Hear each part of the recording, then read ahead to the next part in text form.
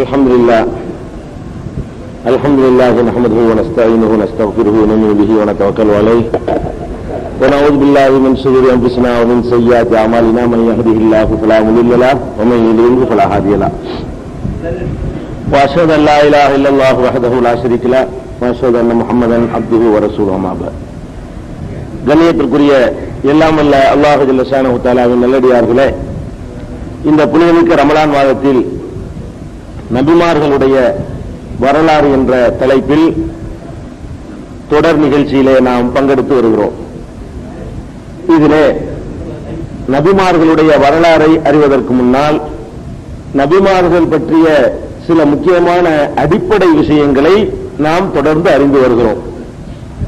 அதன் தொடர்ச்சியாக இன்றைய தினம் நபிமார்களாக அனுப்பப்பட்டவர்கள் அனைவருமே ஆண்களாகத்தான் இருந்தார்கள். இறைவனுடைய தூதர்களாக ஒரு பெண்ணும் கூட நபியாக அனுப்பப்படவே இல்லை. இது திருமறை குர்ஆனிலே 12வது அத்தியாயம் 109வது வசனத்தில் அல்லாஹ் சொல்கிறான், வமா அர்சல்னா மின் கப்லிக இல்லா ரிஜாலன், உமக்கு முன்னர் ஆண்களையே நாம் தூதராக அனுப்பியிருக்கிறோம், யூஹி இலைஹிம், அவர்களுக்கு நமது தூது செய்தியை நாம் அறிவித்தோம் என்று திருமறை குர்ஆனுடைய 12வது அத்தியாயத்தில் 109வது வசனம் சொல்கிறது. இதே கருத்தை 16வது அத்தியாயத்தில் 43வது வசனத்தில் அல்லாஹ் சொல்கிறான், வமா அர்சல்னா மின் கப்லிக இல்லா ரிஜாலன், ஆண்களைத்தான் தூதராக நாம் அனுப்பியிருக்கிறோம், உமக்கு முன்னால் அனுப்பிய எல்லா தூதர்களும் ஆண்களாகத்தான் இருந்தார்கள். நபிகள் நாயகத்துக்கு முன்னாடி அனுப்பிய தூதர்கள் அல்லாஹ் சொல்றான், பின்னாடி தூதர் கிடையாது. அப்ப எல்லாருமே ஆண்கள் ஆயிடுது. இது 16வது அத்தியாயத்தில் 43 நீங்க பார்க்கலாம். 21வது அத்தியாயத்தில் 7வது வசனத்தில் அல்லாஹ் சொல்கிறான், வமா அர்சல்னா கப்லக இல்லா ரிஜாலன் நூஹி இலைஹிம், உமக்கு முன்னர் ஆண்களையே தூதர்களாக அனுப்பி நமது தூது செய்தியை அறிவித்தோம் என்று இந்த 3 வசனங்கள்ல, அதாவது 12:109, 16:43, 21:7 ஆகிய 3 வசனங்களில் அல்லாஹ் ரப்பல் ஆலமீன் இறை தூதர்களாக ஆண்கள் மட்டும்தான் அனுப்பப்பட்டார்கள் என்று சொல்கிறான். இந்த இடத்துல ஒரு விஷயத்தை நம்ம விளங்கிக் கொள்ள வேண்டும். பெண்களை ஏன் இறை தூதராக இறைவன் தேர்ந்தெடுக்கவில்லை? பெண்கள் மட்டமானவங்களா? அவங்க இறைவனுடைய நெருக்கத்தை பெற முடியாதா? இறைவனுடைய அண்மையை நெருக்கத்தை பெறுவதற்கு, இறைவனிடமிருந்து செய்திகளை பெறுவதற்கு பெண்களுக்கு இயற்கையில தகுதி கிடையாதா? எதனால அல்லாஹ் ஆண்களை மட்டுமே தூதர்களாக தேர்வு செய்யணும் என்ற ஒரு சந்தேகம் முஸ்லிம்கள்ல சில பேருக்கு இருக்கிறது, முஸ்லிம் அல்லாத மக்களுக்கும் கூட இருக்கிறது.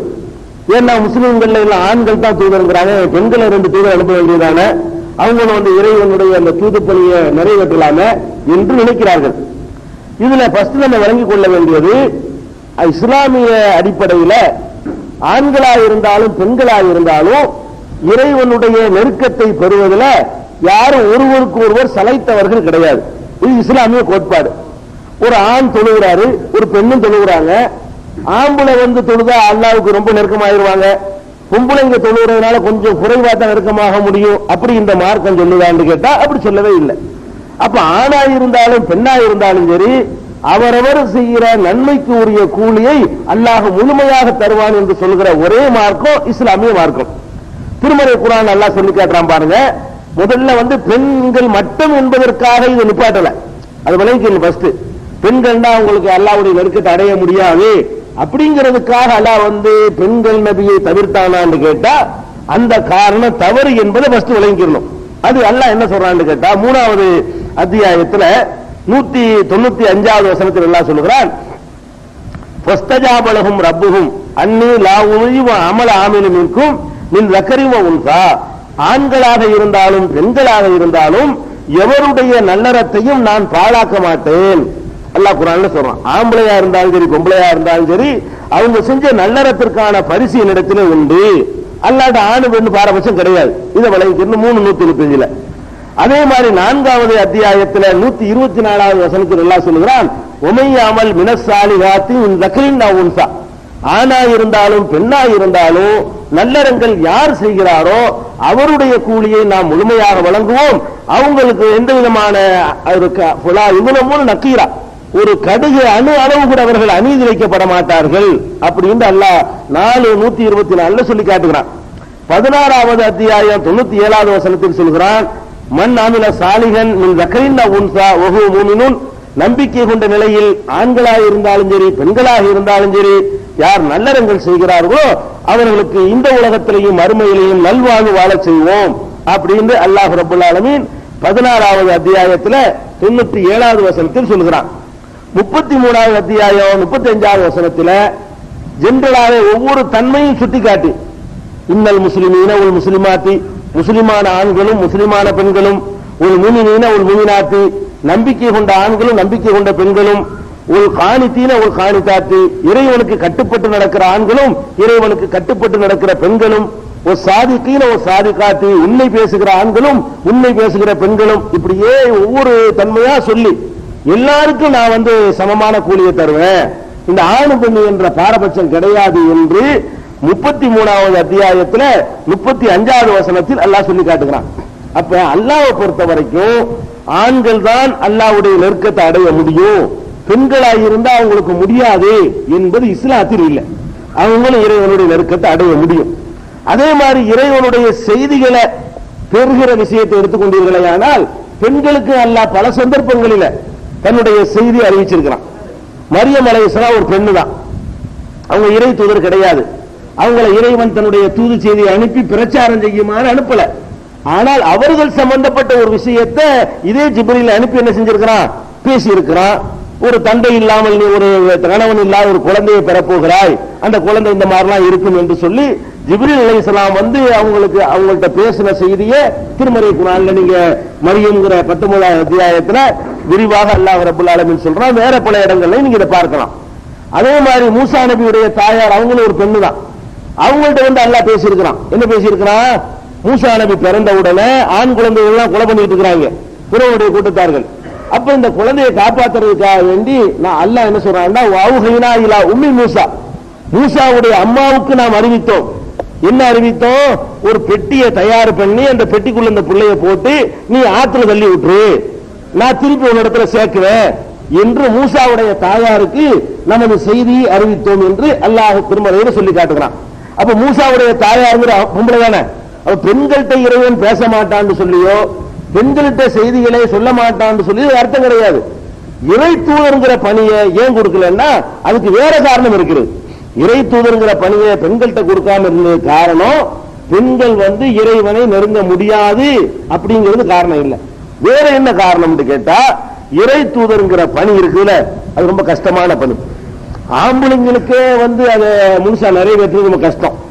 என்ன கஷ்டம், இறை தூதர்னு சொல்லக்கூடியவர் ஒட்டுமொத்த சமுதாயத்தை எதிர்ப்பாரு, அவர் மட்டும்தான் தனிச்சு நிற்பார்.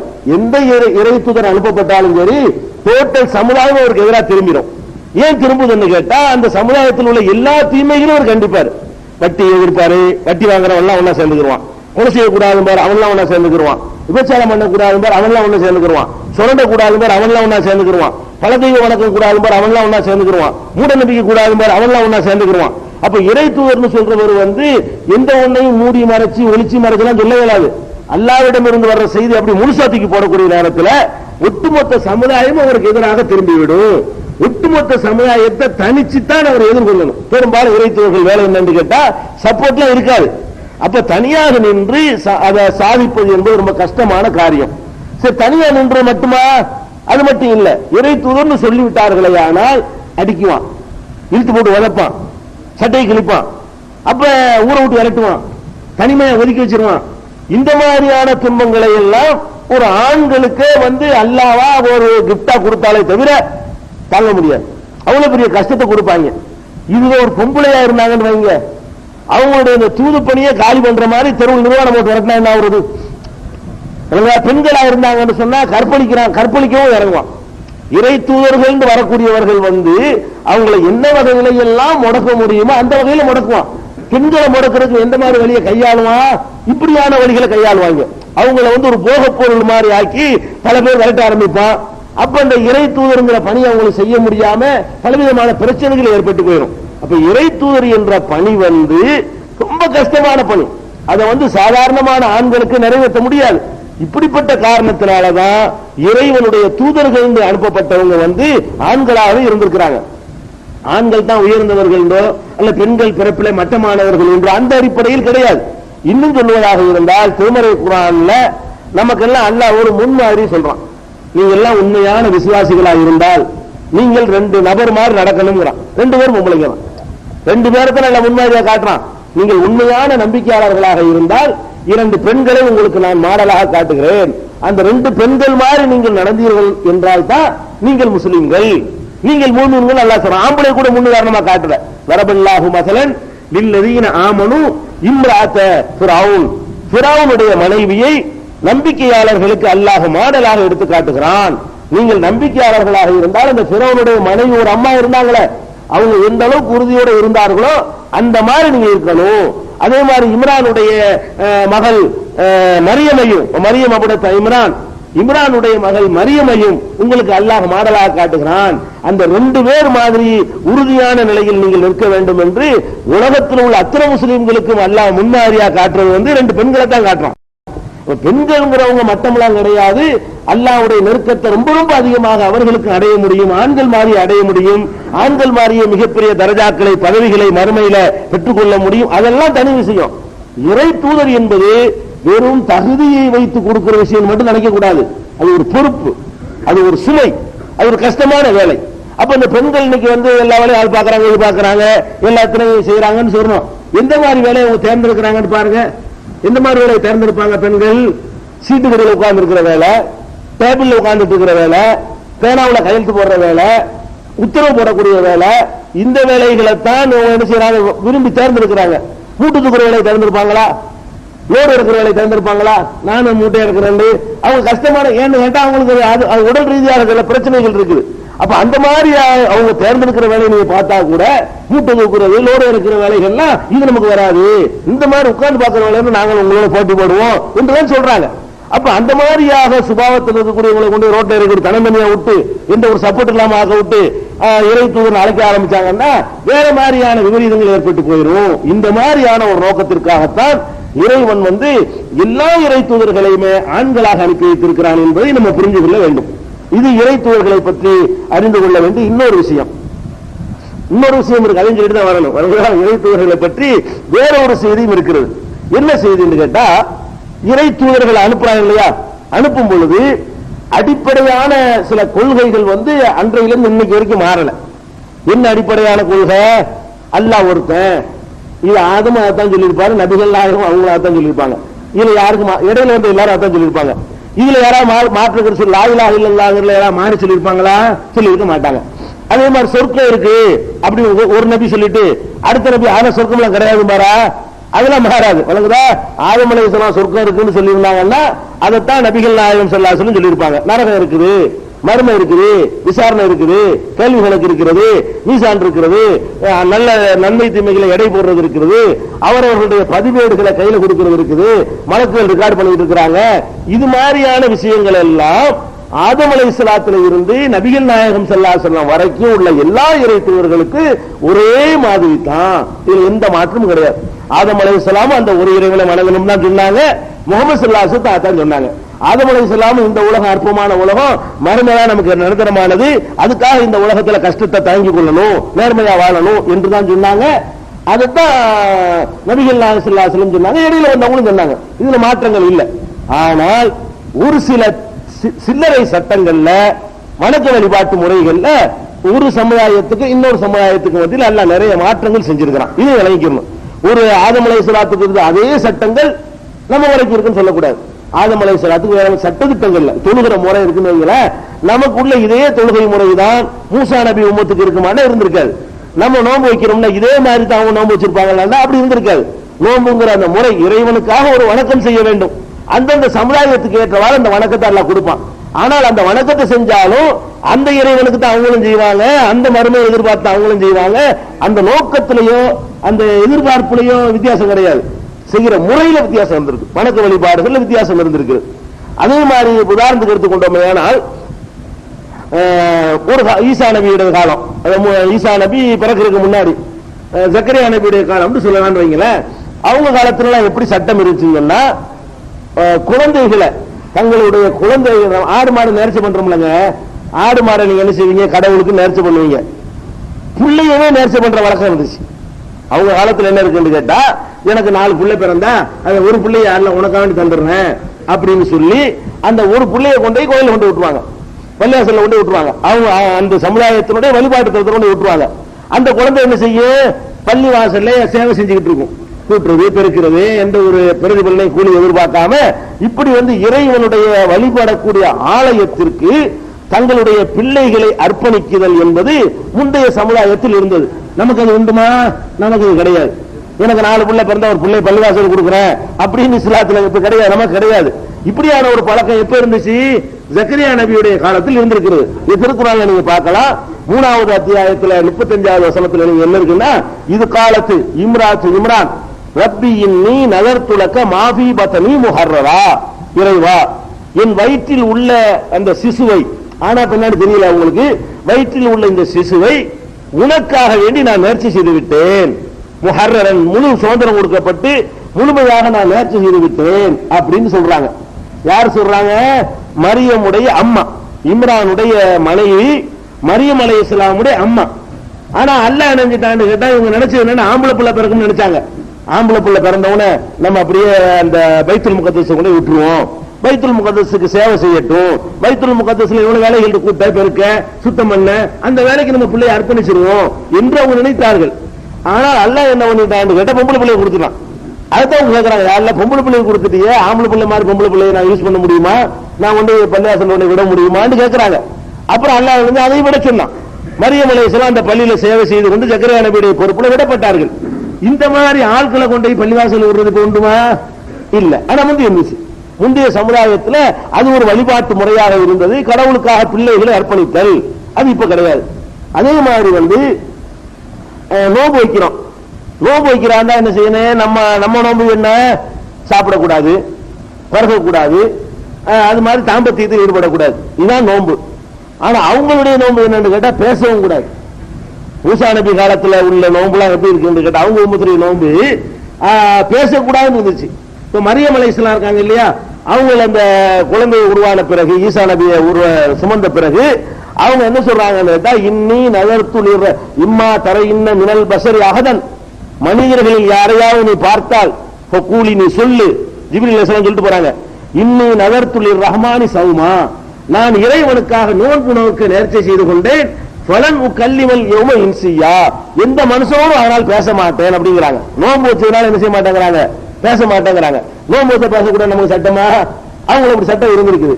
நான் நோம்பாளியா இருக்கிறதுனால பேச மாட்டேன் என்று சொல்லிவிடு அப்படின்னு சொல்லி ஜிப்ரீல் அலைஹிஸ்ஸலாம் மரியம் அலைஹிஸ்ஸலாத்தை சொன்னதாக திருமறை குர்ஆன் சொல்லுகிறது. இது மரியம்ங்கிற அத்தியாயத்தில் நீங்க பார்க்கலாம். அப்ப நோன்பு வைத்துக் கொண்டு பேசாம இருப்பது என்று அவங்களுக்கு சட்டம் இருந்துச்சு. நம்ம என்ன செய்யலாம்? பேசலாம் செய்யலாம். நம்ம சாப்பிடக்கூடாது, குடிக்கக்கூடாது, குடும்ப வாழ்க்கையில் ஈடுபடக்கூடாது தவிர மற்றபடி பேசக்கூடாதுன்னு நமக்கு தடை கிடையாது. இப்படியான சட்டங்கள் இருந்துச்சு. அதே மாதிரி திங்கிற பொருள் இருக்கு, ஹலால் ஹராம் இருக்கு பாருங்களேன். ஒரு சமுதாயத்துக்கு ஹலாலாக்கப்பட்டது, இன்னொரு சமுதாயத்துக்கு ஹராமாக்கப்பட்டதுலாம் இருக்குது. அப்படியான வித்தியாசங்களும் இருக்கிறது நீங்க பார்க்கலாம். எங்க பார்க்கலாம்னா 3வது அத்தியாயத்துல 50வது வசனத்துல எல்லாம் சொல்லி காட்டுறான். ஈசா நபியை பத்தி சொல்றான். ஈசா நபி என்ன செய்யறாங்க? அந்த பனி இஸ்ராயல்ங்கிற மக்களை அணுகுறாங்க. அணுகி சொல்றாங்க, முஸத்திகன் லிமா பைன யதைய மினத் தௌராத், எனக்கு முன்னர் உள்ள தௌராத்தை மெய்ப்படுத்த நான் வந்திருக்கிறேன். ஈசா நபி சொல்றாங்க. யார்கிட்ட சொல்றாங்க? மூசா நபி சமுதாயத்தில் போய் சொல்றாங்க, இஸ்ராயல் சமுதாயத்தில். அப்ப எனக்கு முன்னர் வந்த தௌராத்தை மெய்ப்படுத்த வந்திருக்கிறேன். மேலும் ஒலி உஹில்லலக்கும் பஅலல்லதி ஹுர்ரிம அலைக்கும், உங்களுக்கு ஏற்கனவே தடை செய்யப்பட்டிருந்த சிலவற்றை அனுமதிப்பதற்கு வந்திருக்கிறேன் அப்படிங்கிறாங்க. ஏற்கனவே ஹராமாக்கப்பட்டிருந்த சில விஷயத்தை உங்களுக்கு நான் என்ன செய்ய அனுமதிக்க வந்திருக்கிறேன். அப்ப என்ன விளங்குது? ஒரு நபி காலத்தில் ஹராமாக்கப்பட்ட சில விஷயங்கள் இன்னொரு நபி காலத்தில் ஹலாலாக்கப்படும். அது ஹராம் ஆக்கினவர் யாரு? அது ஒரு நபி தான்.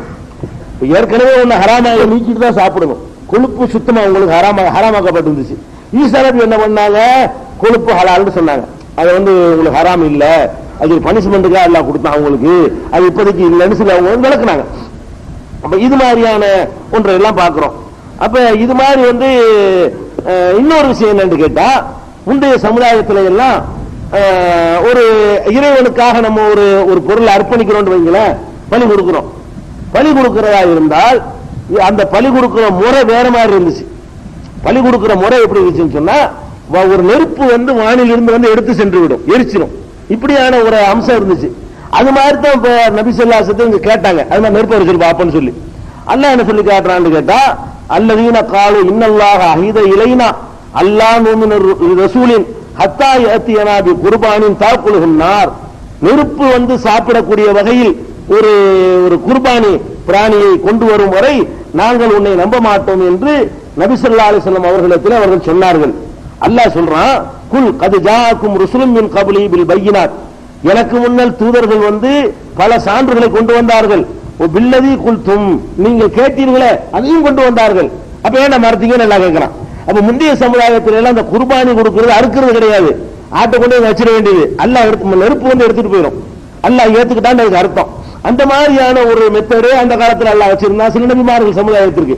நமக்கு அப்படிலாம் கிடையாது, அந்த மாதிரி அங்கீகாரம் கிடையாது. அல்லாஹ் ஏத்துக்குவானா இல்லையாங்கிறது மறுமைதான் தெரியும். இப்ப நம்ம கொடுக்குற குர்பானிகள் அவங்க கொடுக்குற குர்பானிகள்லாம் அல்லாஹ் ஏத்துக்கிட்டா ஏத்துக்கலன்னு அப்பவே தெரிஞ்ச ரிசல்ட். நெருப்பு தின்றுச்சுன்னா எடுத்துக்கிட்டான்னு அர்த்தம், இல்லைன்னா சரியில்லை, ஆளு கொடுத்த நோக்கம் சரியில்லை அப்படின்னு விளங்கிக்கிடுவாங்க. இப்ப நமக்கு என்ன நிலைமை, நம்ம அறுக்க வேண்டியதா அல்லாஹ் ஏத்துக்கிட்டாலும் இருக்கலாம், ஏற்காம இருக்கலாம், மறுமையில ரிசல்ட் தெரியும். அந்த மாதிரியான ஒரு அடிப்படையை நம்ம பார்க்கிறோம். அதே மாதிரி நீங்க எடுத்துட்டீங்கன்னா அல்லாஹ் சொல்லி காட்டுகிறான் 22:34 ஒலி குல்லி உம்மத்தின் ஜஅல்னா மன்சகன். ஒவ்வொரு சமுதாயத்திற்கும் ஒவ்வொரு விதமான வழிபாட்டு முறை ஏற்படுத்தி இருந்தோம். தெளிவாகவும் சொல்றான் அல்லாஹ். ஒவ்வொரு வழிபாட்டு முறையை பொறுத்த வரைக்கும் ஆதம் அலைஹிஸ்ஸலாத்திலிருந்து நபி ஸல்லல்லாஹு அலைஹி வஸல்லம் வரைக்கும் ஒரே மாதிரி கிடையாது. அப்ப தொழுகைங்கிறோம், இப்படித்தான் உங்களுக்கு முந்தி உள்ளவங்க தொழுதாங்கன்னு நினைக்க கூடாது. நோம்புங்கிறீங்க, இப்ப நம்ம வைக்கிற நோம்பு இருக்க இப்படித்தான் அவங்க நோம்பு வச்சாங்க அப்படின்னு நினைக்க கூடாது. ஜக்காத்துன்னு கொடுக்கிறோம், இந்த மாதிரியான கணக்குப்படி இந்த விதாச்சாரப்படித்தான் முந்தி உள்ளவர்கள் ஜக்காத்து கொடுத்தார்கள் சொல்லக்கூடாது. ஹஜ் செய்யறோம், இந்த மாதிரி தான் அதுக்கு முந்தி உள்ளவங்க ஹஜ் செஞ்சாங்க சொல்லக்கூடாது. அப்ப வழக்க வழிபாட்டு முறைகளை பொறுத்த வரைக்கும் ஒவ்வொரு சமுதாயத்திற்கும் ஒவ்வொரு விதமான வழக்க வழிபாட்டு முறைகள். கொள்கை தான் எல்லாத்துக்கும் ஒண்ணும். கொள்கை இருக்குல்ல, அல்லாஹ் ஒருத்தன், அவன் தூதர் அனுப்புவான், ஏராளமான தூதர் வர்றாங்க, வேதம், வானவர்கள், ஆகிரத்து, மறுமை, சொர்க்கம், இதெல்லாம் ஒண்ணு. எதெல்லாம் மாறுபடுதுன்னு கேட்டா சட்டத்திட்டங்கள் என்ன செய்யுது, மாறுபடுகிறது. அப்ப சட்டத்திட்டங்களை பொறுத்த வரைக்கும் எல்லாத்துக்கும் ஒரே மார்க்கம் கிடையாது. கொள்கையை பொறுத்த வரைக்கும் எல்லா நபிமார்களுக்கும் ஒரே மார்க்கம். அதனால நம்ம என்ன செய்யறோம், திருமறை குர்ஆன்ல எடுத்து பாத்தீங்கன்னா பல விஷயங்கள் நம்ம இன்னைக்கு பாக்குறோம். சபாண்ட ஒரு சூறாவுல அல்லாஹ் சொல்லி காட்டுறான். சுலைமான் நபியை பத்தி பேசும் பொழுது யஅமலூன லஹு மின் மஹாரிப வ தமாசீல. சுலைமான் நபிக்கு ஜின்களும் சைத்தான்களும் சிற்பங்களை செய்து கொடுத்தன அல்லாஹ் சொல்றான். அப்ப இந்த ஆயத்தை வச்சுக்கணும், சிற்பம் செஞ்சு வச்சுக்கலாமா? இந்த ஆயத்தை சுலைமான் நபிக்கே செஞ்சு கொடுத்துருக்காங்களே. சுலைமான் நபிக்கே ஜின்கள் என்ன செஞ்சு கொடுத்துச்சான், சிற்பங்கள், உருவச் சிலைகளை செய்து கொடுத்தன. அவர் கலைப்பொருள் மாதிரி வச்சுக்கிருப்பார். அதெல்லாம் அனுமதிக்கப்பட்டு அதெல்லாம் கடவுளாக்கப்பட்டுருச்சு அல்லாஹ் பார்த்துட்டு நினைச்சுட்டான், நமக்கு டோட்டலா தடுத்து விட்டான். இந்த அழகுக்காக வைக்க ஆரம்பிச்சுதான் கொண்டு கடைசியில் வழிபாட்டை கொண்டு விடுது. ஒரு ஷோவுக்கு வைக்க ஆரம்பிச்சா கடைசியில் கடவுளாக்கி போடுவாங்க. அந்த வாசலே அடைக்கணும்னு சொல்லி அல்லாஹ் நமக்கும் தடுத்து விட்டான். நம்ம இந்த ஆயத்தை குர்ஆனை காட்டிக்கிட்டு சுலைமான் நபி வச்சிருந்தாங்க அதனால நானும் வச்சுக்கிறேன்னு சொல்லக்கூடாது. ஏன் சொல்லக்கூடாதுன்னு கேட்டா, ஒவ்வொரு சுலைமான் நபிக்கு உள்ள மார்க்கம் தனி. சுலைமான் நபிக்கு அனுமதிக்கப்பட்டதுன்னு சொல்றதுனால நீங்க செய்யலாம்னு சொல்லக்கூடாது. பல நபிமார்களுக்கு தகுந்த விஷயங்கள் எல்லாம் சொல்லி காட்டுவான். அதுகளை எல்லாம் நீங்க ஆதாரமா எடுத்துக்க கூடாது. ஒவ்வொருவருக்கும் தனித்தனி மார்க்கம் என்று சட்டத்திட்டங்கள் அல்லாஹ் சொல்றதுனால நமக்கு அனுமதி இருக்கிறதா, தடுக்கப்பட்டிருக்கிறதா, நபிகள் நாயகம் ஸல்லல்லாஹு அலைஹி வஸல்லம் ஏதாவது தடுத்திருக்கிறாங்களான்னு பார்க்கணும். தடுத்தாங்கன்னா அதான் எடுத்துக்கிறோம். சுலைமான் நபி செஞ்சாங்கன்னா ஆதாரம் காட்டக்கூடாது. இது மாதிரியான ஒரு அடிப்படையும் நாம விளங்கிக் கொள்ள வேண்டி இருக்கிறது. அதை நபிமார்களுடைய வரலாறை தெரிவதற்கு முன்னால் அறிந்து கொள்ள வேண்டிய விஷயங்கள்ல இது ஒரு முக்கியமானது. இன்னொன்று நம்ம ஏற்ற சொல்லியிருந்தோம், நீங்க இந்த இலக்கணத்தை சொல்லிவிட்டு ஆதம் அலைஹிஸ்ஸலாம் வரலாறுல இருந்து போகலான்னு சொல்லியிருந்தோம் இல்லையா? அதுக்கிடையில ஒரு சில சந்தேகங்கள் சில சகோதரர்கள் எழுப்பியிருக்கிறாங்க. என்ன எழுப்பியிருக்கிறாங்கன்னு கேட்டா, இறை தூதர்களை பற்றி சொல்லக்கூடிய நேரத்தில் இறை தூதர்கள் வேதம் கொண்டு வர்றாங்க இல்லையா, வேதம் மட்டும்தான் கொண்டு வருவாங்க என்பது மாதிரியான ஒரு சிந்தனை மக்கள் மத்தியில சமீப காலமாக விதைக்கப்படுகிறது. அதாவது வேதம் தான் ஏற்றுக்கணும், இறை தூதர்களுடைய விளக்கத்தை ஏற்றுக்கொள்ளக்கூடாது, இறை தூதர்களுடைய வழிகாட்டுதலை ஏற்றுக்கொள்ளக்கூடாது அப்படிங்கிற மாதிரியான ஒரு கருத்து வர்றதுனால, அப்படி ஒரு கருத்து சமீப காலமாக பரப்பப்படுற காரணத்தினால இறைவனிடமிருந்து இறை தூதர்களுக்கு எப்படி எல்லாம் செய்தி வரும் இதுகளையும் தெரிஞ்சுக்கணும். குர்ஆன் வேதம் மட்டும்தான் வருமா, வேதம் இல்லாத வேற செய்திகள் வருமா, என்னென்ன மாதிரி எல்லாம் இறை தூதர்களுக்கு செய்திகள் கிடைக்கும் இதை தெரிந்த பிறகு வரலாற்றுக்குள்ள இறங்கிறது முக்கியமான அடிப்படையா இருக்கிறது. ஏன்னா இந்த அடிப்படையை சரியா விளங்காதனால சில பேர் குர்ஆன் மட்டும் எங்களுக்கு போதும் சொல்றாங்க. குர்ஆனை பத்தி அறிவை இல்லாம சொல்றாங்க. வேடிக்கை என்ன தெரியுமா? குர்ஆன் மட்டும் போதும்னு சொல்லக்கூடியவர்களுக்கு குர்ஆனை பற்றிய ஒரு முழு அறிவு இருக்குமானா அறிவு இருக்காது. குர்ஆன் மட்டும் போதும்னு குர்ஆனை சொல்லல. முதல்ல ஒரு சில வசனங்களை ஏற்குமாற வழங்கி கொண்டு ஹதீசுகள் என்று சொன்னால் நிராகரிக்கத்தக்கது, ஹதீசுகள் நாங்க ஏத்துக்கிற மாட்டோம், ரசூலுல்லாஹ்வுடைய வழிகாட்டு எங்களுக்கு வேணாம், குர்ஆன் மட்டும் எங்களுக்கு போதும், இப்படி எல்லாம் சொல்ற காரணம் என்னன்னு கேட்டா, இறை தூதர்களுக்கு இறைவன் எப்படியெல்லாம் செய்தி கொடுப்பான் இந்த அடிப்படை தெரியல. இந்த அடிப்படையை கரெக்டா விளங்கி வச்சிருந்தாங்கன்னு வைங்க, ஒரு காலத்திலே அவங்க தடமாற மாட்டாங்க. ரெண்டு விஷயம் வேணும்னு உறுதியை நம்பி கொண்டிருப்பார்கள். அதனால அடுத்து நம்ம தெரிந்து கொள்ள வேண்டிய விஷயம் என்று கேட்டா, இறைவன் தூதர்னு ஒருவரை தேர்ந்தெடுத்து விட்டால் அவருக்கு எந்த மாதிரி எல்லாம் செய்தி கொடுப்பான் இது வழங்கிக் கொள்ளணும். அல்லாஹ் ரப்பல் ஆலமீன் இதுக்கு விளக்கம் சொல்லும் பொழுது 42வது அத்தியாயத்துல 51, 52 ஆகிய இரண்டு வசனங்களில் ஃபர்ஸ்ட் அல்லாஹ் சொல்றான், இறை செய்தி என்பது 3 வழியில் மனிதர்களுக்கு கிடைக்கும், இறை தூதர்களுக்கு கிடைக்கும். இறைவன்ட்ட வர்ற செய்தி இருக்கு பாருங்களேன், ஜிப்ரீல் வந்து கொடுக்கிறது மட்டும்தான் செய்தி நினைச்சுக்க கூடாது. 3 வகையான செய்திகள் இறை தூதர்களுக்கு இறைவன் புறத்திலிருந்து வரும் அல்லாஹ் சொல்றான். 3 வகையான செய்தி என்ன? ஒமாக்கான லி பஷரி, எந்த ஒரு மனிதராக இருந்தாலும் ஐயு கல்லிமஹுல்லாஹு இல்லா வஹியன் அவ் மிவராயி ஹிஜாபின் அவ் யுர்சில ரசூலன், ஒரு திரைக்கு அப்பால் இருந்து செய்தியை அல்லாஹ் தருவான், ஒரு தூதரை அனுப்பி செய்தியை தரும். தூதர்னா ஜிப்ரீல், வானவர் தூதர்.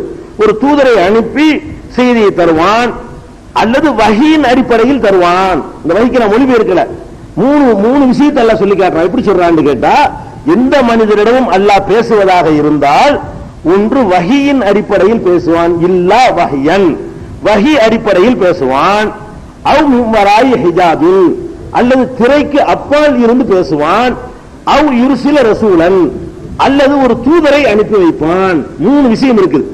3 விஷயத்துல 3வது முதல் எடுத்துக்கிடுவோம். தூதரை அனுப்புவான்னு சொல்றோம்ல, தூதரை அனுப்பி பேசுவான்டா. எப்படி அது?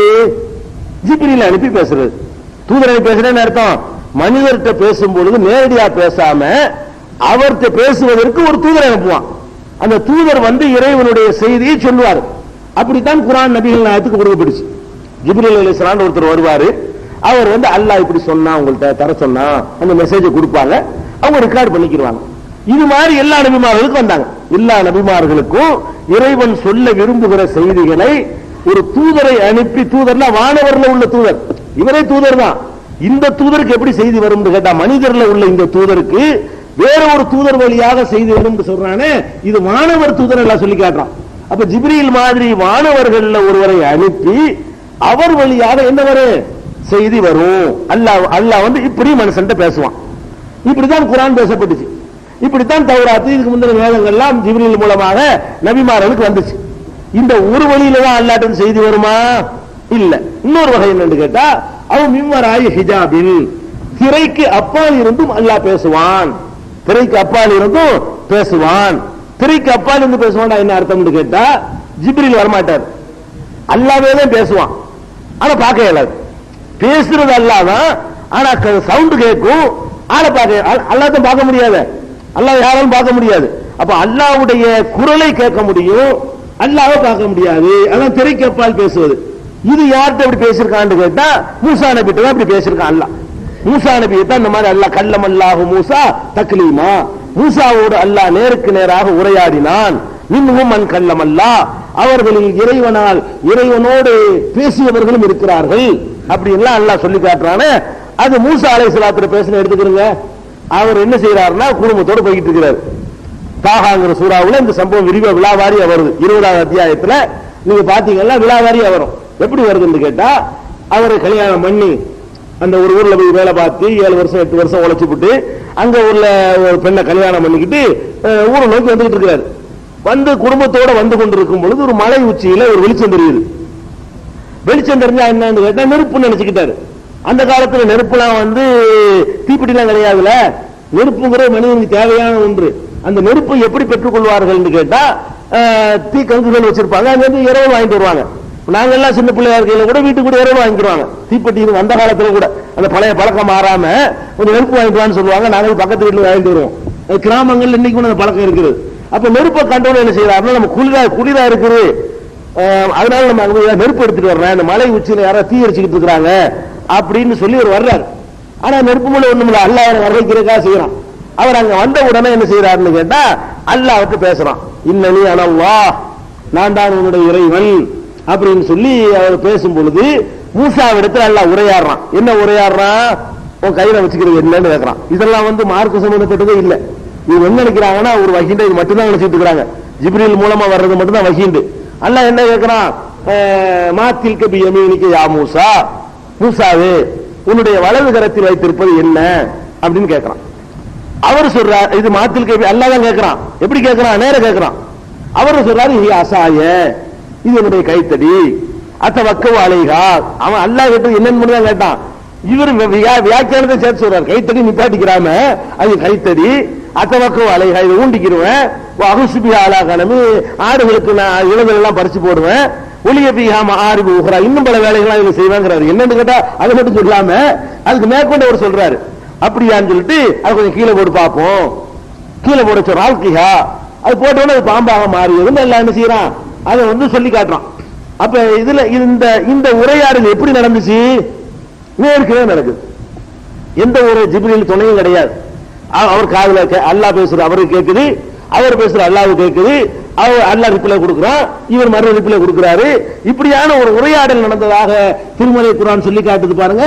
இந்த மாதிரியான பேச்சின் மூலமாகவும் அல்லாஹ் நபிமார்களிடத்தில் பேசுவான். அப்ப அல்லாஹ்விடத்திலிருந்து வருகிற செய்திகள் வானவர் வழியாகவும் நபிமார்களுக்கு கிடைக்கும்.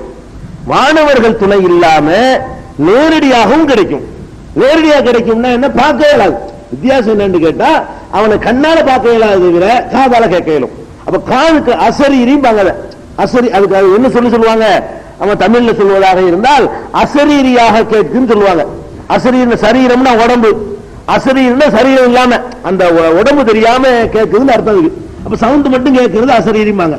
அப்ப அசரீரியாக கேட்பது பேசுவது என்பது அது ஒரு வகை. ரெண்டாச்சா, ஒன்னு தூதர் அனுப்பி பேசுவான், இன்னொன்னு திரைக்கு அப்பால் இருந்து பேசுவான், இன்னொன்னு வகையாக பேசுவேங்கிறான். பாருங்க, இது வகைங்கிற சொல்ல யூஸ் பண்றான். இந்த ரெண்டு அல்லாத இன்னொரு வகை என்ன? அந்த வகைக்கு அல்லாஹ் சூட்டுற பேர் வகை. வகையாக பேசுவேன், அல்ல தூதரை அனுப்பி பேசுவேன், அல்ல திரைக்கு அப்பால் இருந்து பேசுவேன்கிறான். அப்ப திரைக்கு அப்பால் பேசுவது என்பது நமக்கு விளங்குகிறது. தூதரை அனுப்பி பேசுவேன் என்று சொன்ன அர்த்தம் விளங்குகிறது. வகையாக பேச வேண்டாம் என்ன? இந்த ரெண்டும் இல்லாத முறையில பேசுறது தான் அல்ல வகைங்கிறான். அந்த வகை தான் என்னன்னு கேட்டா, உள் உணர்வை ஏற்படுத்துவது. இந்த வகை என்ன அர்த்தம்? இறைவன் தான் என்ன விரும்புகிறான் அந்த செய்தியை மலக்க அனுப்பின்னு சொல்ல மாட்டான், நேரடியாக சொற்களை கொண்டு சொல்ல மாட்டான். அவர் இதயத்துல போற்றுவான். அவருக்கு தெரியும் இது இறைவன் புறத்தில் நமக்கு கிடைச்சிருக்குது, இந்த செய்தி இறைவன் தான் நமக்கு இந்த செய்தி நமக்கு போட்டிருக்கிறான் என்று அவருடைய இதயத்திற்கு தெரியும், உள்ளத்துக்கு தெரியும். அந்த மாதிரியான ஒரு செய்தியும் இறைவனிடத்தில் கிடைக்கிறது. அதான் வகைங்கிறது. மூணு விதமா அல்லாஹ் பேசுறேங்கிறான். நம்ம குர்ஆனை பொறுத்த வரைக்கும் அது ஒரு விதமான பேச்சு தான். அது என்ன பேச்சு? ஜிப்ரீல் சொல்லிட்டு போன பேச்சு மட்டும்தான். இது ஒரு வகையில தான் அல்லாஹ் இறை தூதரோடு தொடர்பு கொள்வானான்னு கேட்டா இல்லைன்னு அல்லாஹ் சொல்றான். மூணு வகையில் நான் பேசுவேன் இறை தூதர்களிடத்துல. அப்ப எல்லாமே இறைவன், அதாவது குர்ஆனை நம்ம எதுக்கு பின்பற்றோம்? இறைவனிடமிருந்து வந்ததனால பின்பற்றோம். இறைவனிடமிருந்து வந்ததனால பின்பற்றோமா, அல்லது குர்ஆனை இறைவன்ட்ட வராட்டான்னு பின்பற்றுவோமா? இறைவன்ட்ட வந்ததனால பின்பற்றோம். அப்ப இறைவனிடமிருந்து எதெல்லாம் வருகிறதோ அவனை பின்பற்றணும். குர்ஆன் எப்படி இறைவனிடமிருந்து வருகிறதோ அதே மாதிரி வேற வகையில் இறைவனிடமிருந்து செய்திகள் கிடைக்குமையானால் அதுவும் குர்ஆனுடைய அதே முக்கியத்துவத்தோடு பின்பற்றப்பட வேண்டியது என்பதை நம்ம என்ன செய்யணும்? புரிந்து கொள்ள வேண்டும். அப்ப மூணு வகையான வகை இருக்குதுன்னு சொல்லி 42வது அத்தியாயத்தில் 51வது வசனம் 52வது வசனத்தில் இருக்கு. இன்னும் சொல்ல போனா இந்த மூணு வகை இருக்கு பாருங்க. பொதுவா அல்லாஹ் சொல்றான் மூணு வகை. ரசூலுல்லாஹ்வுக்கு மூணு வகை இருக்கான்னு நீங்க நினைக்கலாம். அதையும் எல்லாம் சொல்லி காட்டுறான். இந்த தொடர்ல தான் இருக்குது. எப்படி நேரடி அர்த்தம் சொல்ல பாருங்களேன். மாக்கானலி பஷரின், எந்த மனிதராக இருந்தாலும் ஐயு கல்லிமஹுல்லாஹு இல்லா வஹியன், ஒன்னு வஹி அடிப்படையில் அல்லாஹ் பேசுவான், அவ் மிவராய் ஹிஜாபின் திரைக்கப்பால் இருந்து பேசுவான், அவ் யுர்சிலு ரசூலஹு ஒரு தூதரை அனுப்பி பேசுவான், ஃபயூஹி பிஇذنஹி மா யஷா, அவன் நாடியதை தனது விருப்பப்படி தூது செய்தியாக அறிவிப்பான். மூணு வழியில. இன்னஹு அலியுன் ஹக்கீம், அவன் உயர்ந்தவன் ஞானமிக்கவன். கதாரிக்க இவ்வாறு அவுகைனா இலைக்க உமக்கும் அறிவித்திருக்கிறோம். மூணு வகையில. அதாவது மொத்த பொதுவாகவே மனிதர்களுக்கு 3 வகையில பேச வேண்டாம், ரசூலுல்லாஹ்வுக்கு 3 வகையில் கேட்டா வந்துச்சுன்னு அர்த்த வசனம் இருக்கு. 51வது வசனத்துல 3 வகையில் பேசுவோம்னு சொல்றான். 52வது வசனத்துல உமக்கும் இப்படி அறிவித்தோம், கதாலிக்க இவ்வாறு அவுஹைனா இலைக்க, உமக்கும் அறிவித்திருக்கிறோம். எவ்வாறு அறிவித்திருக்கிறோம்? 3 வகையை அறிவிச்சிருக்கிறோம். நபிகள் நாயகத்துக்கு வந்த செய்தி 3 செய்தி. குர்ஆன் என்பது ஒரு செய்தி தான், இன்னொரு 2 செய்தி அவன்கிட்ட வந்திருக்கிறது. ஃபர்ஸ்ட் ஆவத்துல வச்சுக்கணும். ஏன்னா 3 செய்தி அல்லாஹ் அறிவிச்சான். அல்லாஹ் குர்ஆன் தான் சொல்லுது, ஹதீஸ் சொல்லல. இது குர்ஆன் தான் சொல்லுது. முஹம்மது நபி ஸல்லல்லாஹு அலைஹி வஸல்லம் அவர்களுக்கு 3 விதமான செய்திகள் வந்தன. இது ஆவத்துல வச்சுக்கணும். இது ஒரு பாயிண்ட் ஆச்சா. அடுத்தது பெரும்பாலும் என்ன குழப்பம் வருதுன்னு கேட்டா, நம்ம குர்ஆன் அல்லாஹ்வுடைய வேதம், அது எல்லாத்தையும் எல்லாம் தெளிவுபடுத்தி இருக்கிறான், எல்லா விஷயத்தையுமே அவன் முழுமையா சொல்லி இருக்கிறான். இப்படிங்கிற ஒரு அந்த நம்பிக்கை அடிப்படையாக வைத்துக் கொண்டு ஹதீஸ்கள் வேண்டியதில்லை, இறை தூதர்களுடைய வேற போதனைகள் நம்ம ஏற்றுக்கொள்ள வேண்டியதில்லைன்னு சொல்றாங்க. இறை தூதரா வர்றவங்க இப்படி அல்லாஹ்ட்ட வேதத்தை வாங்கி மக்கள்கிட்ட கொடுக்கிறது என்பதுதான் இறை தூதருடைய வேலையா இருந்தால், அப்ப இறைவன் மனுஷன் அனுப்பியிருக்க தேவையே இல்லை, மனுஷன் அனுப்ப வேண்டியதில்லை. வேற எப்படி செஞ்சிருக்கலாம்? வேதத்தை கொடுக்கிறது தானே தூதருடைய வேலை. வேதத்தை வாங்கி கொடுக்கிறது மட்டும் அவருடைய வேலையா, அதை செஞ்சு காட்டி நடைமுறைப்படுத்தி காட்டி விளக்கம் கொடுக்கிறவருடைய வேலையான்னு யோசிக்கணும். இறை தூதரா வர்றாருல, அந்த அல்லாஹ்வுடைய வேதம் இந்தாங்க இப்படின்னு போறது மட்டும் அவருடைய வேலையா இருந்தால் இப்படி ஒரு ஆளை அனுப்பவே தேவையில்லை. வேற என்ன பண்ணிருக்கலாம்? மேல இருந்து புத்து 2 வேதம் போட வேண்டியதான். அதுக்கு அல்லாஹ்வுடைய வேதம் இன்னும் நல்ல உறுதியா நம்பியிருப்பான். மனிதன் நான் அல்லாஹ்வுடைய தூதர்னு சொல்லி நம்ப வச்சு அதுக்கப்புறம் அல்லாஹ்வுடைய வேதத்தை நம்புறதை விட திடீர்னு மக்களுக்கு ஒரு அசரி சத்தம் வரும், மக்களே பார்த்துக்கிட்டே இருங்க, உங்களுக்கு ஆகாயத்திலிருந்து புத்தகம் விழ போகிறது, அதை ஏற்று நடக்கிற ஒரு சவுண்டை கொடுத்துட்டு ஒரு புத்தகம் விழுந்தா அல்லாஹ்வுடைய வேதம் நம்ப மாட்டாங்களா? நம்புவாங்க இல்லங்க. இப்ப உங்களுக்கு திடீர்னு சத்தம் வருது, உலகத்துக்கு தான் சத்தம் வருது, இந்த மாதிரி பகல் 12 மணிக்கு சரியாக ஒரு புத்தகம் உங்களுக்கு விழுவும், எல்லாரும் காத்துக்கிட்டு இருக்கீங்க, எல்லாம் காத்துட்டு இருப்போம்ல, ஒரு புத்தகம் விழுதுன்னு வைங்க, அது யாருடைய புத்தகமா தான் இருக்குன்னு அப்படி சொன்ன பிறகு வந்தா அல்லாஹ்வுடைய புத்தகமா தானே இருக்கணும். ஈஸியான ஒரு முறை. அப்ப புஸ்தகம் தான் போதும் என்று அல்லாஹ்வுடைய நோக்கமாக இருந்தால் அந்த புஸ்தகத்தை அப்படி தூக்கி போடுவது பெரிய வேலை ஒண்ணும் கிடையாது. அது இருந்தா இன்னும் அழகாக நம்பி இருப்பார்கள்.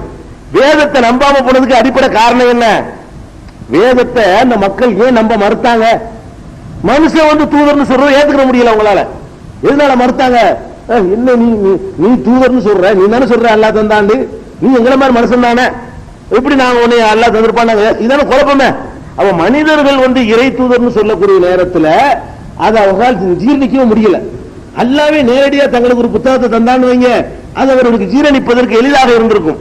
அப்ப அல்லாஹ் என்ன செய்யல, அந்த மாதிரி தான் கேட்கவும் செஞ்சாங்க. 2 விதமா கேட்டான். ஒண்ணு, நேரடியா புத்தகத்தை போடு, இல்லையா அவர் ரசூலுல்லாஹ் கேட்டாங்க, நேத்து கூட வாய்ச்சவன் அற்புதத்தை பத்தி பேசும்பொழுது, நீ இறை தூதர் இல்லப்பா, மேல போயிட்டு புத்தகத்தை இறங்கு, அப்ப நாங்க ஒத்துக்கிறோம் சொன்னாங்க.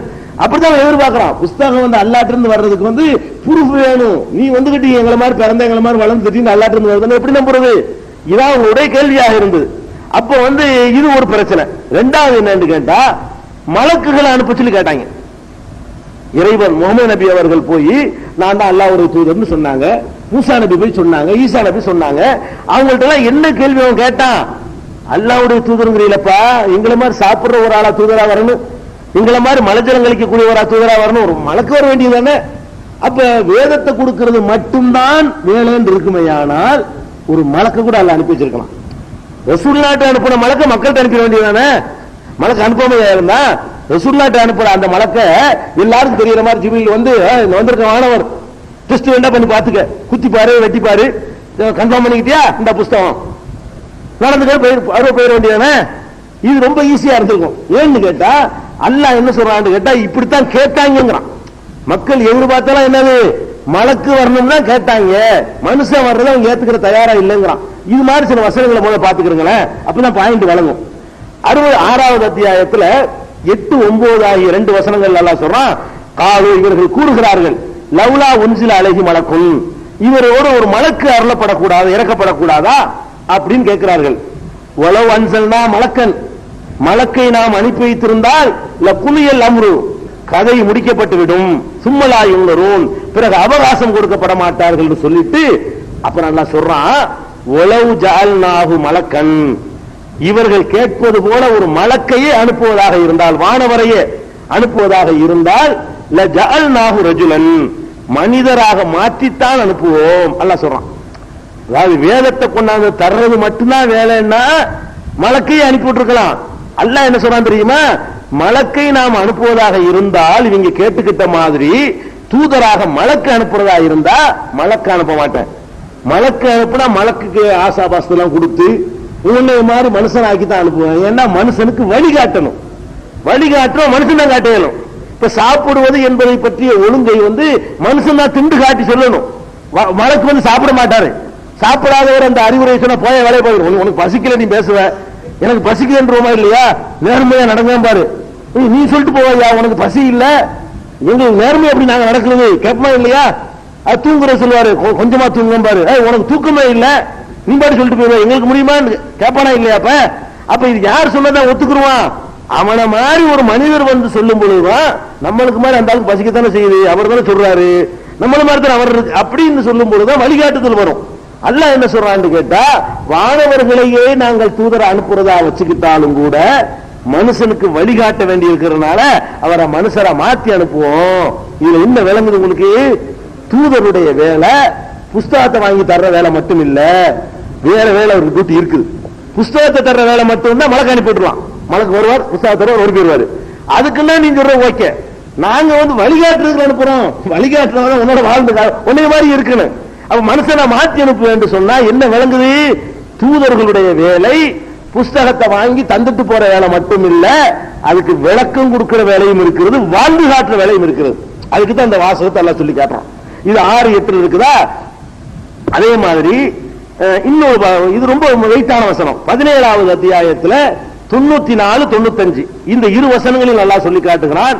ஒமா மன அன்னாஸ அன் யுமினு இஜ்ஜாஹுமுல் ஹுதா, நேர்வழி வந்த பிறகும் மக்கள் நம்பிக்கை கொள்வதற்கு தடையாக இருப்பது என்னவென்று சொன்னால், அபஅஸல்லாஹு பஷர ரசூலா, மனிதரைத்தான அல்லாஹ் தூதராக அனுப்பினான் என்பதுதான் தடையாக இருக்கிறது. ஏன் ஏத்துக்கிற மாட்டாங்க என்று கேட்டா, மனுஷன் தான் கிடைச்ச தூதருக்கு, மலக்கு கிடைக்கலையோ என்பதுதான் இவர்கள் ஏற்றுக்கொள்வதற்கு தடையாக இருக்கிறது அப்படின்னு சொல்லிட்டு அடுத்து பாயிண்ட் சொல்றான் பாருங்க. குல் நபியே நீங்கள் சொல்லுங்கள், லவ்கான ஃபில் அர்லி மலாயிகத்துன் யம்ஷூன முத்மஇன்னீன, இந்த பூமியில வானவர்கள் வாழ்ந்து வசித்துக் கொண்டு இருப்பார்களே ஆனால் லநஸல்னா அலைஹிம் மினஸ்ஸமாய் மலக்கர் ரசூலா, நாங்களும் வானத்திலிருந்து மலக்கர் ரசூல் அனுப்பியிருப்போம். பூமியில வாழ்வது வானவராய் இருந்தால் வானவரை நம்ம அனுப்பியிருப்போம், வாழ்வது மனுஷனா இருந்தா மனுஷத்தை அனுப்புங்கிறான்ல. இது ஏன் அப்படி மனுஷனைத்தான் அனுப்பணும் சொல்லணும்? வேதத்தை கொடுக்கறது மட்டும் வேலையா இருந்தா யாரும் கொடுத்துட்டு போக வேண்டியானங்க, யாரு கொடுத்தாலும் வாங்கிட்டு போறான். இப்ப என்ன மனுஷன் தான் கொடுக்கணும் என்ன இருக்குது? அப்ப கொடுக்கிற வேலை மட்டும் இல்லவா தூதர்களுக்கு, அதை வாழ்ந்து காட்டுற வேலை இருக்கிறது, அதை விளக்குகிற வேலை இருக்கிறது. நல்லா யோசிச்சு பார்க்கணும். தூதர்களை அனுப்புறது மலக்கு ஈஸி அனுப்பியிருக்கலாம்லங்க. அல்லாஹ் என்ன பதில் சொல்றான்? பூமியில் மலக்கு வசிச்சாங்கன்னு சொல்லி மலக்கு அனுப்புவோம். நீ மனுஷன் வசிக்கிட்டு எப்படி நீ மலக்கை கேட்கிற? மனுஷனுக்கு வழிகாட்ட மனுஷனை தானே அனுப்ப முடியும்? அல்லாஹ் கேட்கிறான். அப்ப லவ்கான ஃபில் அர்லி மலாயிகத்துன் யம்ஷூன முத்மஇன்னீன, இந்த பூமியில வானவர்கள் வசித்துக் கொண்டு இருப்பார்களேயானால் லநஸல்னா அலைஹிம் மினஸ்ஸமாய் மலக்கர் ரசூலா, அவர்கள் மீது வானவரையே தூதராக நாம அனுப்பி இருப்போம். என்ன விளங்குது?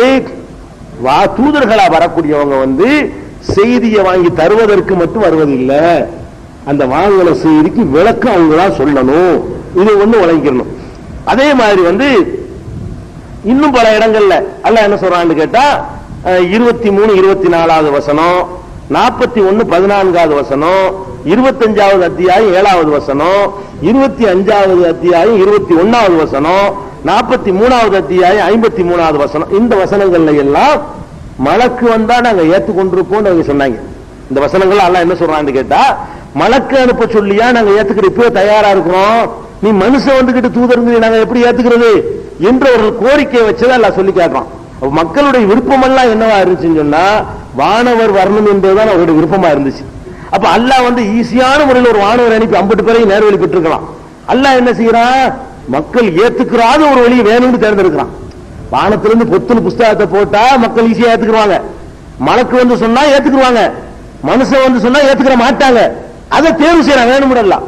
அதை எதை சொன்னால் ஈஸியா ஏற்றுக்கொள்வாங்களோ அதை வேணும்னு தவிர்த்து விட்டு எதை சொன்னா ஏத்துக்கிறது கஷ்டமா இருக்குமோ அந்த வழி அல்லாஹ் தேர்ந்தெடுக்கிறான். மனுஷன் வந்து சொன்னா ஏத்துக்கிற முடியல.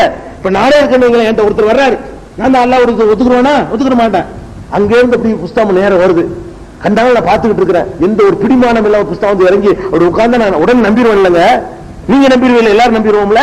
அப்ப அந்த மாதிரி ஒரு வழியில வந்து கொடுத்தால் மக்கள் ஈஸியா நம்புவாங்க இருந்தும் கூட அல்லாஹ் அதை தவிர்க்கிறான். ஏன் தவிர்க்கிறான்னு கேட்டா, இவருக்கு வேற ஒரு வேலையும் இருக்கிறது. வாங்கி தர்ற வேலை மட்டும் இல்லப்பா, வாழ்ந்து காட்டுற வேலை இருக்குது. இதை நீங்க ஃபர்ஸ்ட் விளைவிக்கணும். இது போக இன்னொன்னு நீங்க கவனிக்கணும். இறை தூதர்கள் இதுல இருந்து என்ன வழங்குது? குர்ஆனை தர்ற மட்டும், வஹிய தர்ற வேலை மட்டும் இறை தூதருக்கு இல்ல, நடைமுறைப்படுத்தி காட்டுற வேலை இருக்குங்கிறத இருந்து விளங்கிறீங்க. அடுத்து இன்னொன்னு கவனிங்க. நாம ஏற்கனவே உங்களுக்கு சொல்லி இருக்கிறோம், சில சமுதாயங்களுக்கு வந்து 2 தூதர் அனுப்புனாங்க, சில சமுதாயத்துக்கு 3 தூதர் அனுப்புனா எல்லாம் சொல்றான். இப்ப வேதத்தை வாங்கி தர்றது மட்டும்தான் வேலைன்னா 2 எதுக்கு? மூசா ஹாரூன் 2 பேர் இருக்கிறாங்க. இவருக்கு பேச தெரியாதுங்கிறதுனாலயே இன்னொரு ஆள சப்போர்ட்டுக்கு ஹாரூன் எல்லாம் அனுப்புறான். எதுக்கு சப்போர்ட்டுங்க? புஸ்தகம் இருக்கிற கையில் கொடுக்க வேண்டியதானே. இவர் பேசுறது குர்ஆன் மட்டும், வேதம் மட்டும் போதும்னு சொன்னா, மூசாவுக்கு கொடுத்த வேதத்தை கொண்டு போய் உனக்கு பேச தெரியாட்டு உனக்கு என்ன போய், உனக்கு தான் வேதம் வந்திருக்கிறல்ல, வேதத்தை கொண்டு தூக்கி மூஞ்சில ஏறி அவன் படிச்சு தெரிஞ்சுக்கிறான் அப்படின்னு சொல்லி அனுப்பியிருக்கலாம் தானே. அல்லாஹ் என்ன பண்றான்னு கேட்டா, பேசி விளக்கணுமா, விளக்குறதுக்கு தகுதியான ஒரு ஆளை எக்ஸ்ட்ரா சப்போர்ட்டை சேர்த்து அனுப்புறான். அப்ப அந்த வேதத்தை வாங்கிட்டு கொடுக்கிற மட்டும் வேலையா இருந்தா, அவர் திக்குவாயா இருந்தா என்ன, ஊமையா இருந்தா என்ன? இப்ப இந்த புஸ்தகத்தை கொண்டாந்து உங்களுக்கு தர சொல்றேன், இதை தர்றது மட்டும் வேலையா இருந்தா, ஒரு ஊமையிட்டு கொடுத்தா உங்களுக்கு என்னென்ன புஸ்தகத்தை தருவோம், நீங்க வாங்கிட்டு போறீங்க. அவன் ஊமையா இருக்கான்னு நீங்க கேக்குறீங்க. அவன் ஊமையா இருந்தா என்ன, உனக்கு திக்குவாயா இருந்தா உனக்கு என்ன, புஸ்தகம் உனக்கு வந்துருச்சா இல்லையா அப்படின்னு போக வேண்டியதானே. அல்லாஹ் என்ன வைக்கிறான்? கொடுக்குற ஆளுக்கு பேசவும் தெரியணுங்கிறான், நல்லா பேச்சாட்டு இருக்கணுங்கிறான். கொடுக்கக்கூடிய ஆள், வேதத்தை வாங்கிட்டு போற ஆளு கொஞ்சம் திக்குவாயா இருந்தா, திக்குவாய் இல்லாத ஒரு ஆளை சப்போர்ட்டுக்கு சேர்த்து விட்டு 2 பேரும் சேர்ந்து போய் பேசு அப்படின்னு என்ன அர்த்தம்? வேதத்துக்கு விளக்கம் கொடுக்கணும், வேதத்தின் அடிப்படையில் வைத்து எடுத்து சொல்லணும். வெறும் வேதத்தை மட்டும் கொடுத்து வர்றவங்க 2 வேஸ்ட் ஆகுது. இதுக்கு அந்த வேலையில வேலைக்கு போய் செய்யறான். ஒரு ஆளை கொண்டு கொடுத்து வர்ற விஷயத்துக்கு 2 பேர் எதுக்கு? 2 தூதர் அனுப்புனதுல இருந்து என்ன விளங்குதுன்னு கேட்டா, கொடுக்கிற வேலை மட்டும் இல்ல, விளக்குற வேலையும் இருக்கிறது. இறைவனிடமிருந்து பெறுகிற அந்த வேதத்தை விளக்குவார்கள், விளக்கி சொல்லக்கூடிய ஒரு பொறுப்பும் அவர்களுக்கு இருந்ததும் நீ விளங்கிடலாம். அதே மாதிரி என்ன பண்றான்னு கேட்டா, 3 தூதர்கள் அனுப்புனான்னு நம்ம யாசீன்ல, யாசீன் சூராவில் 36 அத்தியாயத்துல 13-14 நம்ம ஏற்கனவே சொல்லி இருக்கிறோம். அந்த சமுதாயத்துக்கு என்ன பண்றான்னா, ஃபர்ஸ்ட் 2 அனுப்பணும். இது அரசல்னா இலைக்கு முதனைனி, முதல் 2 தூதர்களை அனுப்பினோம். அப்புறம் என்ன செய்யணும்னா, கதை புகுமா மறுத்துட்டாங்க. 3வது ஆளை கொண்டு வலுப்படுத்தினோங்கிறான். ஏப்பா வேதத்தை கொண்டு போய் கொடுக்கறதானே வேலை அவருக்கு, கொடுத்துட்டு போயிட்டு இருக்க வேண்டிய அவரு 2 பேரை அனுப்பி 2 பேர் என்னென்னமோ விலைக்கு பாக்குறாங்க, ஏத்துக்கிற மாட்டேங்கிறான். இன்னொரு திறமையான கூட சேர்த்து விட்டு 3 பேர் சொல்லு. அப்ப ஒரு வேதத்தை வச்சுக்கிட்டு 3 ஆளா கொண்டு கொடுக்கறது, மக்கள்கிட்ட கொண்டு சேர்ப்பிக்கிறது 3 பேரா? புஸ்தகத்தை வாங்கி கொண்டு கொடுக்கறதுக்கு 3 பேர் அனுப்புவோமா? அப்ப அல்லாஹ் வந்து வேண்டாத வேலை செய்வானா? அப்ப அதிகமான தூதர்களை கூட சில நேரங்கள் அல்லாஹ் அனுப்பி இருப்பதை பார்க்கும் பொழுது, வேதத்தை கொண்டு போய் கொடுக்கிறது மட்டும் தூதர்களின் வேலை இல்ல, வேற வேலையும் இருக்கிறது தூதர்களுக்கு. என்னென்ன வேலை வருவோம், வேற வேலை இருக்குங்கிற அடிப்படை நீங்க ஒத்துக்கிறீங்க. இல்லன்னா அல்லாஹ் வந்து வேஸ்டான வேலை செய்ய மாட்டான். ஒரு தூதரை கொண்டு செய்யற வேலைக்கு 3 பேருக்கு அனுப்பணும், 2 பேருக்கு அனுப்பணும் அப்படின்னு செஞ்சு பார்க்கணும். இதுக்கு அப்புறம் இதெல்லாம் என்னன்னு கேட்டா, இது முக்கியமான அடுத்து இன்னொன்னு என்னன்னு கேட்டா, இப்ப புஸ்தகத்தை கொண்டு கொடுக்கறோம் வைங்க, கொடுக்கறதுக்கு தான் தூதர் அனுப்புறோம். இப்ப நான் வந்து எனக்கு வந்து அரபி தெரியும், இவருக்கு அரபி தெரியும் வச்சுக்கிறோமே, எனக்கு அரபி தெரியும், இவருக்கு அரபி தெரியும். நான் அரபில ஒரு புஸ்தகத்தை கொடுத்து விட வேண்டி இருக்கு. இந்த கொடுத்து விடுற ஆளுக்கு அரபி தெரியணுமா? உங்களுக்கு புஸ்தகம் தர வேண்டி இருக்குங்க. அரபில நான் ஒரு புஸ்தகத்தை எழுதி நான் அரபி தெரிஞ்ச ஒரு ஆளுக்கு கொடுத்து விடுறேன். கொடுத்து விடும் பொழுது எனக்கு அரபி தெரியணும், வாஸ்தவம் தான். ஏன்னா நான் எழுதுறேன் தெரியணும். யாருக்கு நான் அனுப்புறேன் அவனுக்கு அரபி தெரியணும். இந்த கொடுத்து விடுறமே அந்த ஆளுக்கு அரபி தெரியணுமா? தெரிய தேவையில்லை, அவர்களும் தந்துருவாரு. இப்ப போஸ்ட்மேன் தபால் கொண்டு வர்றாரு, மராட்டியத்துல இருந்து கடிதம் எழுதுறான் மராட்டிய மொழியில. அந்த கடிதத்தை கொண்டு 2 தர்றாரு. அவருக்கு தெரியாது, அவருக்கு என்ன தெரியாது, மராட்டிய பாஷை தெரியாது. அவர் கூட என்ன அவனுக்கு தெரியுமா அர்த்தம், ஏன் கொண்ட கதை கேட்குமா? அவனுக்கு தெரியாது, என்னையா எனக்கு தெரியுதுல. அந்த கடிதம் அங்கிருந்து எழுதுறவனுக்கு தெரியுது, வாசிக்கிற எனக்கு தெரியுது, நடுவில் உள்ளவனுக்கு தெரியாது, எனக்கு என்ன. அப்ப வந்து இந்த தூதரை அனுப்பப்படுறவருக்கு வந்து அந்த மக்களுடைய பாஷையில தான் இருக்கணுங்கிறது கட்டாயம் கிடையாது. இது உணர்ந்துல அல்லாஹ் என்ன சொல்றான்னு கேட்டா, எந்த தூதரை அனுப்பினாலும் அவங்க பாஷையில அனுப்புன அப்படிங்கிறான். தூதருக்கு அந்த பாஷை தெரிஞ்சிருக்கணும் அப்படின்னு சொல்லும் பொழுது விளக்குறதுக்குங்கிறான். நல்லா கவனிக்கணும்.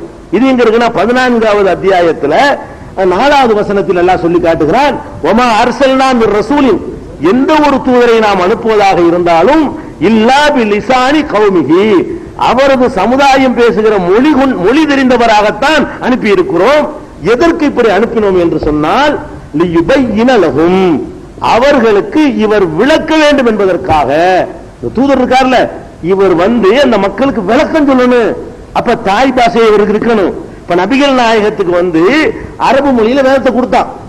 அவங்க அரபியத்தான் இருந்தாங்க. அதை வந்து ஒரு அரபி தெரியாதவங்க அவங்க இருந்தாங்கன்னு வைங்க, கொண்டை குடுக்கிற வேலையை செஞ்சிருப்பாங்களே தவிர விளக்குற வேலையை செய்ய முடியுமா? நபிகள் நாயகத்துக்கு அரபி தமிழ்நாட்டு ஆள் வச்சுக்கிறோம். நபிகள் நாயகம் தமிழ்நாட்டில் தமிழ் மொழி தாய்மொழியாக கொண்டவங்க வச்சுக்கிறோம். அவங்கள்ட்ட அரபி வேதத்தை கொடுத்து நீங்க கொஞ்சம் சவுதி அரேபியாவுக்கு போய் இந்த புஸ்தகத்தை கொடுங்கன்னா கொடுத்துருவாங்க. விளக்க வேணுமா? என்னப்பா இது? அதனால தெரியாது, அல்லாஹ் கொடுத்தா தந்துட்டேன் நீ விளங்கிக்க அப்படின்னு போயிருக்கலாம்ல. அல்லாஹ் என்ன சொல்றான்னு கேட்டா, எந்த ஒரு தூதரை அனுப்பினாலும் அந்த கொண்டு வர்ற வேதம் எந்த மொழியில் இருக்கிறதோ அந்த மொழி அவருக்கு தெரியும், அந்த மொழி தெரிஞ்சு இருக்கும். யாரிடத்துல கொண்டு வந்து சேர்க்கிறாரோ அவர்களுடைய மொழியில தான் அந்த வேதம் இருக்கும் அப்படின்னு சொல்றான். ஏன் இப்படி இருக்கும்னு கேட்டா, இவர்தான் அவர்களுக்கு அதை விளக்க வேண்டும். பாயிண்ட் வழங்கணும். அப்போ ஒமா அர்சல்னா மிர் ரசூலின், எந்த தூதரை நாம் அனுப்புவதாக இருந்தாலும் இல்லா பிலிசானி கௌமிஹி, அவரது சமுதாய மொழியில் தான் அனுப்பி வைத்திருக்கிறோம். எதுக்கு இப்படி செஞ்சோம்னு கேட்டா லியுபையின லஹும், அவர்களுக்கு அவர் விளக்க வேண்டும் என்பதற்காக. இதுல இருந்து என்ன விளங்குதுன்னு கேட்டா, மலக்கு தான் வரணும்னு எதிர்பார்த்தான். அப்படி இருக்கும்போது வேணும்னு அல்லாஹ் வந்து மனிதன் அனுப்புறான். அதனால புஸ்தகம் தான் வந்து போடணும்னு எதிர்பார்த்தான். அப்படி இருக்கும்போது வேணும்னு அல்லாஹ் என்ன செய்யறான்? முடியாது, மனுஷன் தான் அனுப்புவேன் அனுப்புறான். ஒரு தூதர் கொடுத்து விடுற மட்டும் வேலையா இருந்தா ஒரு ஆள் போதும், இருந்தால் 2 பேர் அனுப்புறாங்க, 3 அனுப்புவாங்கிறான் சில நேரத்தில். அது போக பாஷை தேவையே இல்லை. புஸ்தகத்தை கொண்டு வந்து தர்றவருக்கு அந்த பாஷை தெரிஞ்சிருக்க வேண்டிய அவசியம் இல்லை. அதை கொண்டு கொடுத்து மக்கள் விளங்கிடுவாங்க. ஆனால் தெரிஞ்சிருக்கணும், பாஷை உனக்கு தெரிஞ்சிருக்கணும், நீ வளர்க்கணும் என்று அல்லாஹ் சொல்றான். இந்த அடிப்படையை வச்சு பார்க்கும் பொழுது இறைவனிடமிருந்து வேதத்தை பெறுவதோடு வேதத்திற்கான விளக்கத்தையும் அவர்கள் பெறுவார்கள். அது வேறு ஒரு வகையின் மூலமாக அவர்கள் பெறுவார்கள். பெறுகிற விளக்கத்தை அவர்கள் மக்களுக்கு தருவார்கள் என்பது இந்த குர்ஆனுடைய வசனங்களில் இருந்து நமக்கு தெளிவாக தெரிகிறது. இவ்வளவுதானா? இது பொதுவான விஷயங்கள் தான் இப்ப சொல்லியிருக்கிறேன். தெளிவாக சொல்லக்கூடிய சில வசனங்கள் இருக்கிறது. குர்ஆனுக்கு நபிகள் நாயகத்தினுடைய விளக்கம், ஒவ்வொரு வேதத்துக்கும் அந்தந்த நபிமார்களுடைய விளக்கம் கண்டிப்பாக அவசியம். நபிமார்களுடைய விளக்கம் இல்லாமல் எந்த ஒரு வேதமும் இல்லை என்பதை தெளிவாக சொல்லக்கூடிய வேற சில வசனங்கள் இருக்கிறது. அதையும் தெரிந்து கொண்டு இந்த நவீன அளவுக்கு தேவையா இருக்கு. குர்ஆன் ஹதீஸை பின்பற்றணும் ஒரு கூட்டம் உண்டான பிறகு அதுல இருந்து கொஞ்சம் மாடனா போகணும்னு நினைச்சுக்கிட்டு செய்யறான். குர்ஆன் மட்டும் போதும் அப்படிங்கிற மாதிரி நல்ல வசதியா இருக்குங்கிறதுக்காக வேண்டி குர்ஆன் மட்டும் போதும் சொன்னான்னு வைங்களேன், என்ன வேண்டாலும் வியாக்கியானம் இஷ்டத்துக்கு கொடுத்துக்கலாம். ரசூலுல்லாஹ் கொடுத்த வியாக்கியானம் ஒரு கண்ட்ரோல்ல வந்துடும்.